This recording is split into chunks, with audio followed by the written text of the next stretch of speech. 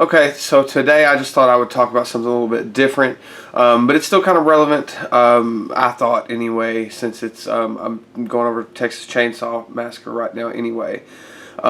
This is one of the co-producers of this is actually Kim Hinkle, which is one of the co-producers of the Texas Chainsaw Massacre. It says it right there on the top. This is the unrated director's cut. This is the Wildman of the Navidad.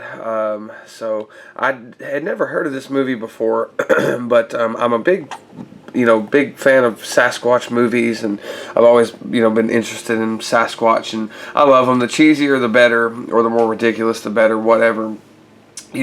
But I do like a good, semi-serious one as well. I don't like when they take themselves too seriously, but I just kind of stumbled upon this movie, real cheap. I picked this one up for, a few dollars. It wasn't much at all, but it's brand new. This came out in, I think, 2007, I believe, and it was produced by, like I said, Kim Hinkle, Justin Meeks, and Dwayne Graves, it's a very interesting movie. It's very different. I'll read the synopsis on the back real quick. But in 1975, this small town of Sublime, Texas, had an encounter with a creature so horrifying that it remains legend today. Deep in the woods along the Navidad River, someone or something has left its lair to rip a trail of ferocious carnage through the local population. Is it a man, monster, or Lone Star myth? And in a rural community commanded by the Bible, corrupted by moonshine, and ruled by rifles, can anything stop the vengeance of a beast unleashed?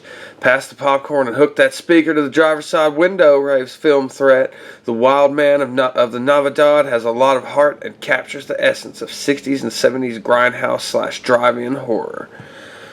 So, yeah, that description actually is very fitting. So, like I said, I really like Bigfoot and Sasquatch movies. I also really love, drive-in type and grindhouse type creature movies, or anything, slashers, fucking splatter movies, whatever. I do like a good grindhouse movie, especially, from the 70s. That was kind of the era that I enjoy.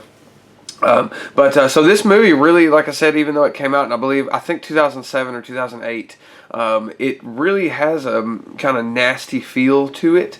It has that Texas Chainsaw Massacre feel. It's really gritty and dirty, and of course it's, based on true events. Based on true events. I don't think that, I think that was a loose kind of, just sort of a marketing ploy, but, it's also sort of a love letter to, it's more of a love letter to like the grindhouse movies and the movie The Legend of Boggy Creek as well. You can really see some of the influence, from that movie, which I grew up watching that movie too. I always thought that was great.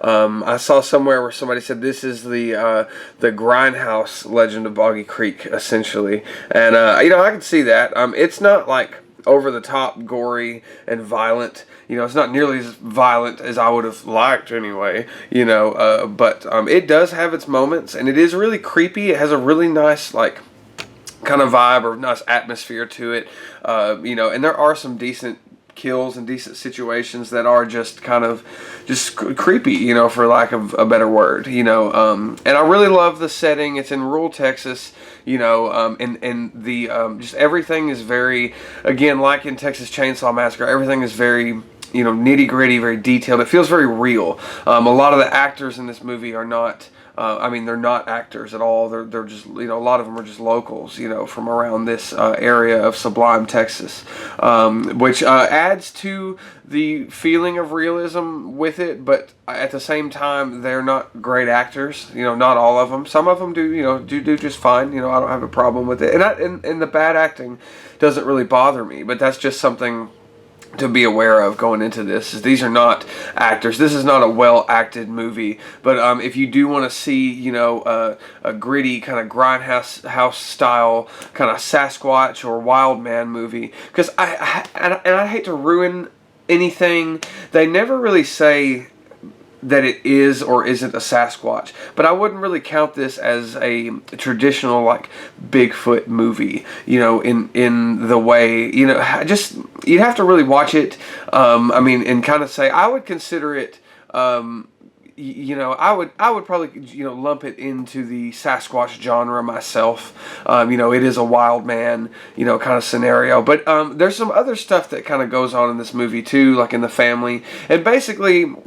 The basic plot of this movie is about a guy, and I believe he's a welder. I don't know his name off the top of my head. I cannot recall. But our main character, basically, he I believe he's a welder, and he gets fired. He loses his job, and he lives with I think his sister or daughter or maybe wife. I don't really know. I'm not sure, but she is invalid. She is in a wheelchair. And he has to take care of her. And then he has another guy that he lives with who I believe, I don't really know what their relationship is necessarily. I don't know if he's related to him or how that, lines up.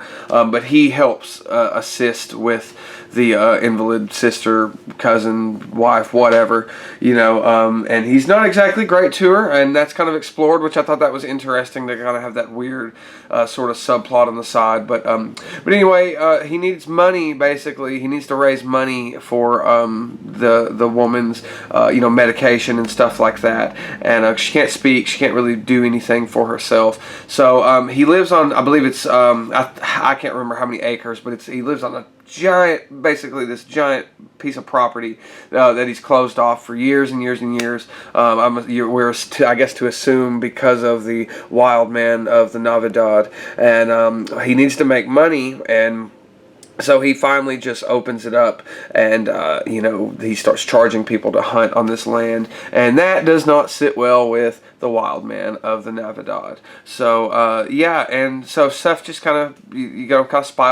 spirals from there, and it's very interesting. Like I said, I do like it. I do enjoy it. Again, my only real complaint is that the acting could have been a little bit better, but you can't really win them all. Excuse me.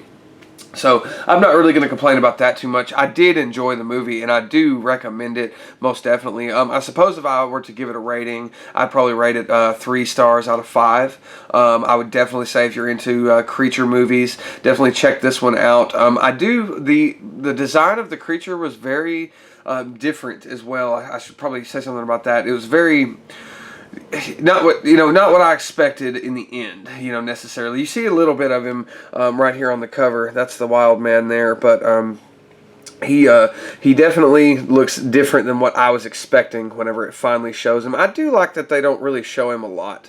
You just kind of, again, it's very old school, very kind of classic grindhouse type movie where, not all of them are like this necessarily, but it's you don't really see a lot of the monster up front, and I don't know if it's due to budget or if they did that on purpose, where again the kind of the Texas Chainsaw Massacre tactic, is less is more. You always think that you see more than what you've really seen. So I don't know, but I do like that they did that. I do appreciate that. I always enjoy any time that they do something. They kind of do a different design with the creature, and they don't just kind of slap it in your face. I do enjoy that.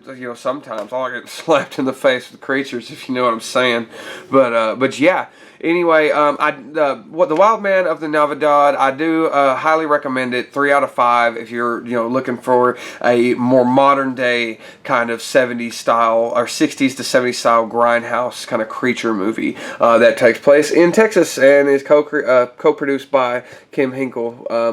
So I don't know how much he lent to that feeling, kind of like the Texas Chainsaw Massacre, but this movie does kind of feel that way. So it really scratched that itch for me, in that department, I guess, so again, check it out if you can pick this DVD up. This is an older version, but I haven't had this for too long, but I got it really cheap. I think this was, maybe, I don't even remember, maybe $5-6, not much at all, but definitely check it out. Oh, sorry about that, and yeah, anyway, stay tuned for the next review. Bye-bye.